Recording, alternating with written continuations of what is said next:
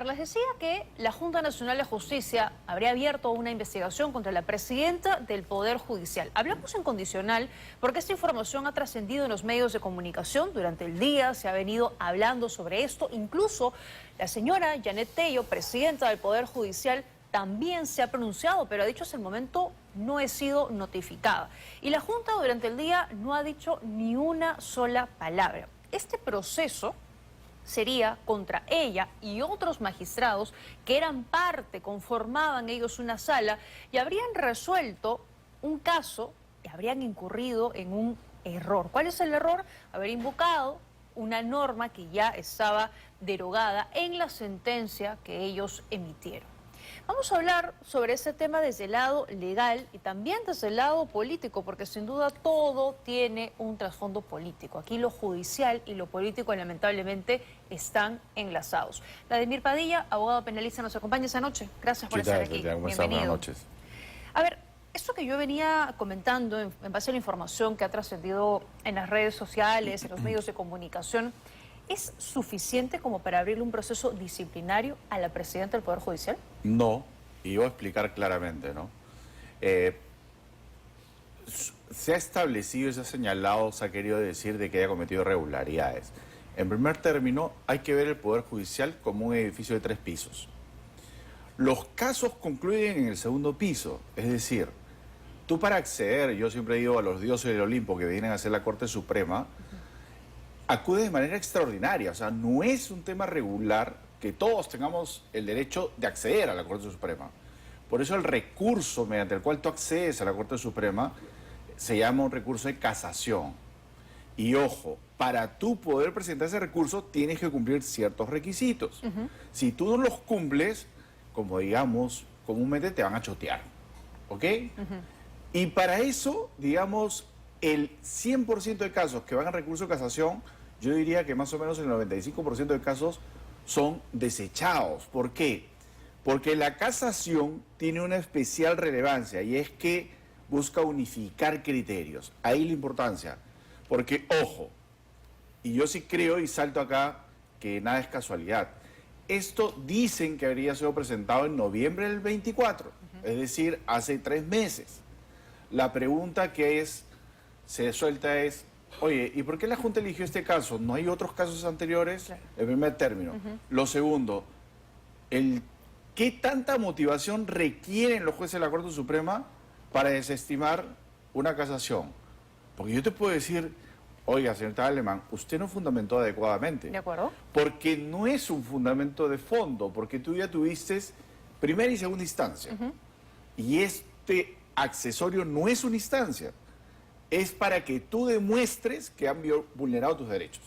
Y si tú no logras convencer, ni siquiera te van a dar un pase. Y eso sucede, y lo hemos visto en penal también, porque cuando a ti te dan prisión preventiva, la prisión no forma parte de este rubro. Entonces, ahí la grave irregularidad, a mi modo de ver, porque si esto procede, yo te puedo asegurar que todos los jueces de la Corte Suprema, bajo el mismo criterio, también deberían de estar siendo sancionados. Porque además parece un tema, a ver, no sé si menor sea el término, pero más un tema de, se invocó a una ley que en el momento estaba derogada, tema que podría verse, tendría que verse y en todo caso sancionarse, es que hubo una irregularidad, pero aquí estamos hablando de un proceso inmediato, de suspensión inmediata que se va a resolver además en 10 días. Es que justamente ahí viene el detalle. Ahí viene el detalle. ¿Por qué? Porque no nos dejemos engañar. O sea, fíjate, cuando uno habla, ¿por qué un magistrado en actividad debería ser retirado? Porque los ha agarrado en flagrancia delictiva, porque es algo súper grave. Claro, porque es un corrupto y hay pruebas, claro, ¿no? Ya, ahora, acá en concreto, este caso supuestamente acabó en junio del año pasado y este señor denuncia ante la Junta Nacional de Justicia en noviembre de 2024. ¿No? Y la Junta lo guarda hasta ahora. Y yo, sorpresa, dice, sí, hay que abrir un proceso. ¿Ya? Hablando en condicional siempre. Entonces la pregunta es, oye, si eso es así, ojo, con la misma vara que mide serás medido. Porque yo también podría decir, ok, vamos a revisar las decisiones de la Junta Nacional de Justicia, la que estás haciendo. En primer lugar, dime por qué adelantas esta decisión y no hay otros casos. ¿Por qué? Eso es lo primero que te llama la atención, la temporalidad. Totalmente. Sí, además, otra cosa. estás yéndote contra el criterio de la sala.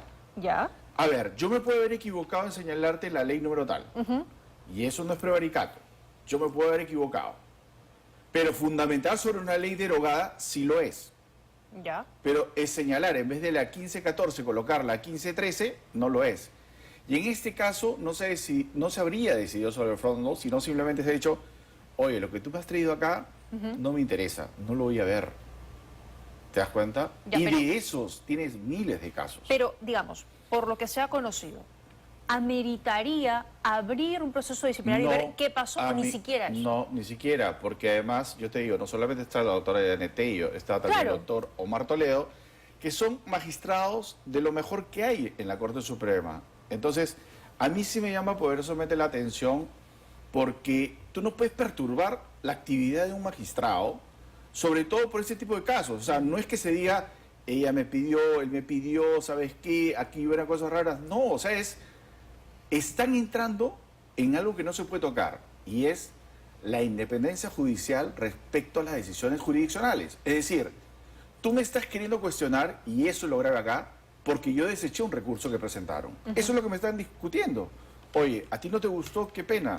Pero yo, como juez supremo, soy el que determino si acepto una casación o no acepto la casación. De acuerdo, pero si aceptarla o no aceptarla implicó hacer uso de una ley que estaba derogada. Es que para eso no necesitas establecer eso. Te lo pongo de esta manera. Invito a todos a una fiesta blanco y negro. El requisito es que vengas con vestido de blanco y negro. Y tú vienes de color plomo. Te digo, disculpa, no entras. No, quiero una fundamentación para que usted me diga por qué el plomo no es. Yo no tengo por qué fundamentártelo, ¿te das cuenta? Porque ya tuvieses el chance, o sea, que la gente lo entienda. Y lo voy a decir crudamente, no tenemos el derecho de ir a la Corte Suprema. Es un tema excepcional. Por eso yo digo, en son de broma, ir a los dioses del Olimpo no está consagrado al mundo regular. Por eso Toledo, todos los expresidentes sí tienen un pase VIP. Ellos sí pueden ir de frente a la Corte Suprema por su estatus, pero los mortales tuyos y todos los de aquí no podemos. ¿Te das cuenta? Entonces, en este caso en concreto, es un recurso que plantea un señor y la Suprema le dice, no, no va. Y ese es el trasfondo. O sea, ¿es tan grave eso? No. Si eso fuera así, entonces yo te puedo sacar miles de resoluciones de la Corte Suprema, laboral, constitucional, penal, que hacen exactamente, te dice, ¿sabes qué? Inadmisible, no me interesa tu recurso. Entonces, bajo ese aspecto, me queda clarísimo, claro. Entonces, por un lado, es la temporalidad con la que se está abriendo, o sea, presuntamente se va a abrir ese proceso contra Diana Tello y otros magistrados. Por otro lado, que no tiene sentido que se abra este proceso, pero el proceso que se estaría abriendo, además, es un proceso sumarísimo, ¿no? O sea, en 10 días quieren resolverlo y podría terminar con la suspensión de la presidenta del Poder Judicial. Eso implicaría un grave ataque al Poder Judicial. Implicaría, a mi modo de ver, por ejemplo, que los jueces titulares de la Corte Suprema vean como una afrenta, y los miembros del Tribunal Constitucional también, porque destaparía, en realidad, un ataque directo al Poder Judicial. Y dentro de esta Junta Nacional de Justicia hay un ex miembro del Poder Judicial, que es el doctor Tábara, y él sabe claramente cómo se tratan. Es más, en la práctica, para que pasen estas resoluciones, hay asistentes que evalúan todo esto, ¿te das cuenta? Entonces, todo ese tema es, en mi opinión, un pretexto. ¿Un pretexto para qué? Para atacar a la presidenta del Poder Judicial. ¿Por qué? Creo yo, por las decisiones que ha emanado, ha dicho claramente que no va a dejar que se interfiera en el Poder Judicial políticamente, lo cual es correcto. Además que la presidenta del Poder Judicial tiene mes y medio en el cargo, ¿no? Y ha sido bastante clara en criticar al Congreso y al Gobierno en muchas de sus intervenciones y en tratar de enmendarles la plana y decir, caramba, ustedes están trayendo abajo varias leyes, están modificando otras, lo que está perjudicando en sí mismo todo el proceso de investigación y juzgamiento de las organizaciones criminales y más. Arreglen esto primero y dejen de crear tantas leyes y tantas cosas que no sirven. Yo conozco a la doctora Tello, o sea, por sus decisiones en el ámbito judicial, y es una persona intachable, ¿te das cuenta? O sea, date cuenta, uno podría decir que es tan bajo que no la atacas por un aspecto ni personal ni nada. Ni siquiera la tratas de ensuciar toda su trayectoria, sino tratas de buscarle tres pies al gato. ¿Te das cuenta? Entonces la pregunta es, y con todo el respeto, hay muy pocos que pueden llegar a tener la calidad profesional que ella tiene. Y es ahí también una crítica para las elecciones que se hacen a los miembros de la Junta Nacional de Justicia. Porque no todos tienen la calidad que debería de tener un miembro de la Junta Nacional de Justicia. ¿Has cuestionado también el nombramiento de varios integrantes de la Junta Nacional de Justicia? Es que todos lloramos, pero no hacemos nada, ¿te das cuenta? Ese es el principal problema, no hacemos nada. Tenemos una presidenta que miente a cada rato, tenemos un ministro del Interior que no hace nada y seguimos con los mismos resultados y no pasa nada. O sea, esto, como algunos lo dicen, es un Estado fallido, ¿te das cuenta? Claro, y lo poco que, digamos, está funcionando bien, como una magistrada que, por lo que se conoce, no tiene antecedentes turbios, no ha estado vinculada a ningún tipo de organización criminal, investigaciones, ni nada, se la quieren traer abajo porque les está diciendo públicamente a los congresistas y al gobierno, están haciendo las cosas mal, están legislando prácticamente a su favor y están perjudicando al país. Yo creo que ella tiene dos defectos, y lo digo entre comillas. Uno, que es mujer, y dos, que es inteligente. Y eso le molesta a demasiada gente, ¿te das cuenta? Porque tú viste claramente cómo le dijo al ministro, oye, ¿sabe qué? Perfecto, has hablado de los niños. Muéstrame, pues, cuántos extorsionadores has agarrado. Vamos a recordar, porque tenemos justamente ese extracto, ha sido esta semana, cuando va al Congreso de la República el ministro Santibáñez y la presidenta del Poder Judicial le responde de esta manera. Los derechos humanos que debemos proteger son los derechos humanos de los buenos ciudadanos. Dicen que el Ministerio del Interior está equivocado cuando propone que se considere o que se evalúe o que se analice poder considerar a los jóvenes de 16 y 17 años como actores criminales. Queremos ser El Salvador, pero ponemos todas las excusas del mundo para no tener el valor de cruzar la línea y hacer algo. Con todo respeto al señor ministro del Interior, él ha indicado la detención de 3 casos donde habrían 5 adolescentes que estarían cometiendo hechos de extorsión. ¿Qué mensaje le estaríamos dando a la ciudadanía? Que la inseguridad ciudadana se produce por las infracciones que cometen las personas menores de edad, porque no nos ha indicado cuántos adultos han cometido este tipo de hechos y finalmente a cuántos se han detenido, que sería de repente lo más importante. Sin necesidad de alzar la voz, sin necesidad de tanta matonería, clara al punto. A ver, ¿cuántos adultos se han detenido? Eso te demuestra no solamente la calidad de persona que es, una dama, y además súper inteligente y súper profesional. Eso no les gusta. Ese es el punto, ¿te das cuenta? Es que vivimos en un país machista, además. ¿Te das cuenta? Entonces, mortifica ese tipo de cosas. Entonces, pareciera que esto es una vendetta, ¿no? Entonces, nuevamente en nuestro país, dejemos que el Poder Judicial haga su trabajo, y si lo hace mal hay que criticarlo. Claro. Pero no puedes agarrar y cambiar lo que el poder del Estado lo ha elegido. Y aquí, yo por eso te decía, si yo fuera juez supremo, no aceptaría ese tipo de interferencias, más aún cuando en realidad me parece una tontería, ¿te das cuenta? O sea, porque si no, todos en el Poder Judicial estaríamos con la cabeza decapitada. Pero es que siguiendo esa lógica, la Junta Nacional de Justicia va a tener que abrir otros procesos y de esta misma manera. Tendría que abrirlo. Y te digo que tienes miles de casos. Miles. O sea, no es uno solo, porque esto es pan del día. Ya. Y si la Junta se equivoca, abre este proceso y termina sancionando, ¿quién los sanciona a ellos? ¿Quién los quita a ellos? Es que nuevamente ahí se abre un espacio para un debate, ¿no? Porque la verdad es que sería totalmente inaceptable. Y el tema es, me resisto a creer que en nuestro país se sigan cometiendo abusos y dejemos pasar de largo porque no me toca a mí, ¿te das cuenta? Y en realidad sí nos toca a todos, porque este tipo de intervenciones trae consigo que haya un caos generalizado y nadie te puede asegurar que cuando tienes una persona que es totalmente imparcial, que tiene el temple para hacerlo, la quieren sacar. Entonces, ¿a quién quieres poner ahí? Claro. A alguien que te enseñó. ¿Por qué? Porque tienes procesos en curso. ¿Te das cuenta?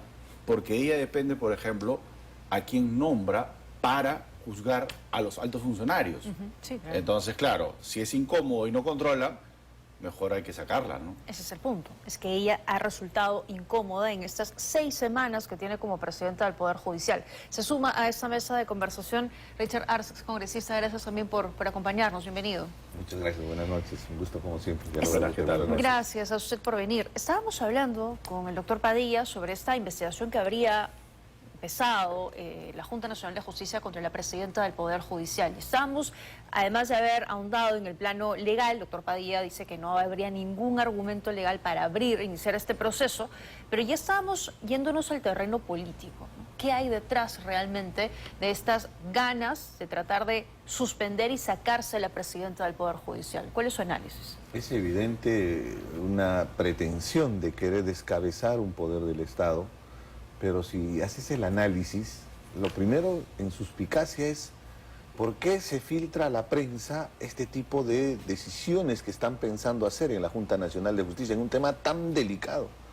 Porque si es delicado debería tener la reserva del caso para que en su momento, cuando se presente, pues, conozcamos los medios oficiales para no especular. Pero esto es una especie de testeo, ¿no? El terreno, cómo está el terreno político, cómo va a ser la respuesta, si tiene el respaldo o no tiene el respaldo para proceder. Yo le presto mucho a la suspicacia porque recuerdo muy bien que detrás de la Junta Nacional de Justicia y el nombramiento está un impresentable defensor del pueblo que ni siquiera respetó los procedimientos. Recuerda bien que en la elección de la Junta Nacional de Justicia hubieron abogados especialistas que ganaron el concurso. Pero después en la entrevista le pusieron el puntaje que se deja al libre albedrío, ¿no? O a la discrecionalidad sería de justamente los que hicieron la calificación. Y no se nombraron a los más idóneos desde mi punto de vista. Y además la pretensión del Congreso, porque si empezamos a hacer es como un efecto dominó, ¿no? Y detrás del defensor del pueblo, ¿quién está? Está Vladimir Cerrón, está el fujimorismo que se pusieron de acuerdo para nombrar al defensor del pueblo. Inclusive yo diría más atrás.